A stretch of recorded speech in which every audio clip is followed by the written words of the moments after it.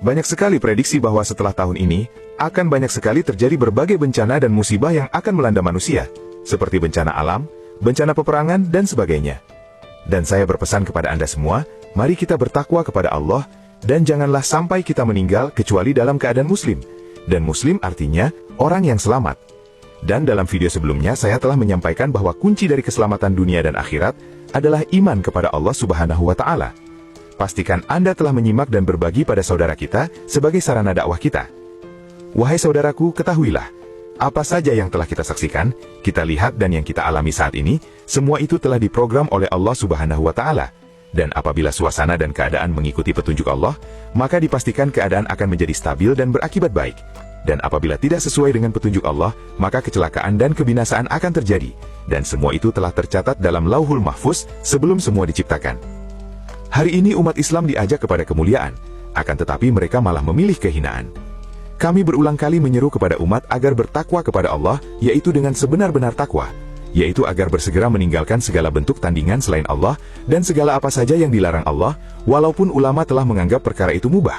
Akan tetapi jika Anda mampu untuk meninggalkannya, dan tidak memberikan dampak bahaya pada diri Anda jika meninggalkan perkara tersebut, maka Anda harus meninggalkannya. Karena jika Anda tidak berusaha meninggalkannya, maka Anda tidak akan pernah sampai pada derajat takwa.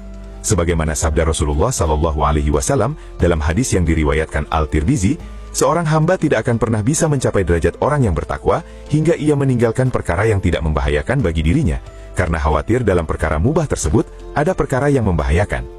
Dan salah satu perkara tersebut adalah penggunaan gambar-gambar dan patung-patung yang tidak perlu pada atribut keseharian kita, seperti gambar pada pakaian, kemasan makanan dan minuman, dan semua bentuk gambar yang tidak benar-benar diperlukan, kecuali gambar yang masih diperlukan dalam urusan pemerintahan, seperti gambar pada identitas dan lain-lain. Ketahuilah wahai saudaraku, kami telah memberikan peringatan ini di berbagai platform, dan itulah batasan yang telah ditetapkan Allah bagi siapa yang mau beriman dan bertakwa kepadanya. Dan barang siapa yang melanggar batasan-batasan tersebut, maka ia akan dihinakan di dunia dan akhirat. Sebagaimana firman Allah dalam surah An-Nisa ayat 13, siapa saja yang mendurhakai Allah dan Rasulnya, serta melanggar batas-batas ketentuannya, niscaya dia akan memasukkannya ke dalam api neraka. Dia kekal di dalamnya, dan baginya azab yang menghinakan. Dan inilah suatu tanda kebenaran mimpi Muhammad Qasim, bahwa gambar makhluk bernyawa adalah bagian dari kesyirikan, sebagai peringatan bagi siapa saja yang mau berfikir. Silakan perhatikan mimpi-mimpi Muhammad Qasim, karena ada pesan dari Allah dan Rasulnya untuk kejayaan umat Islam. Jazakallahu khairan.